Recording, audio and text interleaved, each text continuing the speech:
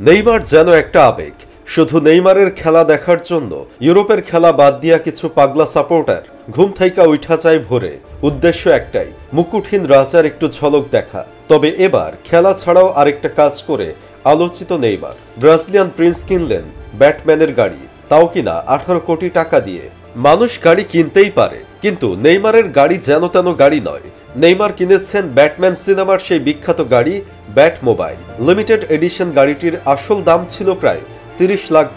তবে নেইমার কিনেছেন বেশ সস্তায়, মাত্র $15 লাখ, যা বাংলাদেশি টাকায় প্রায় 18 কোটি টাকা। মার্কার খবরে জানা যায় গাড়িটি আসলে ওয়ার্নার ব্রাদার্সের বানানো মাত্র 10টি বিশেষ সংস্করণের ব্যাট মোবাইলের মধ্যে একটি। গাড়িটির ডিজাইন নেওয়া হয়েছে ক্রিস্টোফার নোলানের ডার্ক নাইট ট্রিলজি থেকে, যেখানে ক্রিশ্চিয়ান বেল ছিলেন ব্যাটম্যান।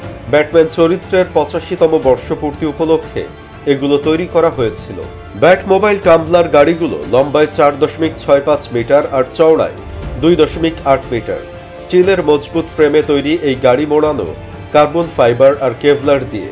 ভেতরে 6.2 লিটার V8 ইঞ্জিন, যাতে আছে 525 হর্স পাওয়ারের শক্তি। ব্যাট মোবাইল টাম্বলার অন্য সবার থেকে আলাদা হওয়ার কারণ হলো এর অদ্ভুতুড়ে সব ফিচার। সিনেমায় ব্যবহৃত গাড়ির মতোই এটি ধোঁয়া বোমা ছুটতে পারে। সঙ্গে আছে একটি রেপ্লিকা জেট ইঞ্জিন, একটি স্যাম্পল মেশিন গান, নিজের মতো নড়াচড়া করতে পারা স্পয়লার এবং ব্যাটম্যান ও রবিনের ককপিটের আদলে তৈরি 2 আসনের বসার জায়গা। নেইমার আগে থেকেই ব্যাটম্যানের ভক্ত। তার পিঠে ব্যাটম্যানের লোগো ট্যাটু করা। 2022 সালে দ্য ব্যাটম্যান সিনেমার প্রিমিয়ারে গিয়েছিলেন, বসেছিলেন রবার্ট প্যাটিনসনের ব্যাট মোবাইলও। এবার সেই গাড়ি কিনে ফেললেন শখের বশে। এত শখ করে এত টাকা খরচ করে গাড়িটা কিনলেও নেইমার এই ব্যাট মোবাইল টাম্বলার নিয়ে রাস্তায় বের হতে পারবেন না। ইউরোপীয় সড়ক বিধিমালা অনুযায়ী এই গাড়ি রাস্তায় চালানো যাবে না, চালানো নিষেধ ব্রাজিলও।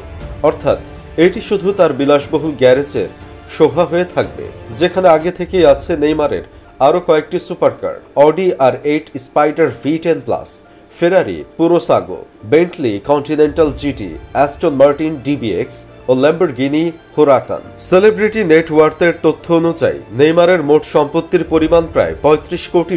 পিএসজিতে থাকাকালীন প্রতি মৌসুমে $7 কোটি 80 লাখ বেতন পেতেন। সঙ্গে বোনাস এন্ডোর্সমেন্ট মিলিয়ে আরও $2-4 কোটি আয় হতো। সৌদি আরবের ক্লাব আল হিলালের সঙ্গে সই করেছিলেন বছরে $16 কোটি 37 লাখ বেতনের চুক্তি। যদিও সেই মেয়াদ পুরো হওয়ার আগেই ক্লাব ছেড়েছেন, তবে আল হিলাল ছাড়ার সময় পেয়েছেন $11 কোটি 50 লাখ বেশি। পুমা, প্যানাসনিক, রেডবুল ও বিটসের মতো বড় বড় ব্র্যান্ডের সঙ্গে পার্টনারশিপ থেকে নেইমারের অ্যাকাউন্টে ঢোকে আরও $3-4 কোটি। এছাড়া দুবাইতে তার $5 কোটি পেন্ট হাউস, যুক্তরাষ্ট্রের মায়ামিতে বিশাল সম্পত্তি, আর ব্রাজিলে নিজের একটা ব্যক্তিগত দ্বীপও আছে। একটা খেলোয়াড় কতটা রাজকীয় হতে পারে তা নেইমারকে না দেখলে কেউ ভাবতেও পারবে না।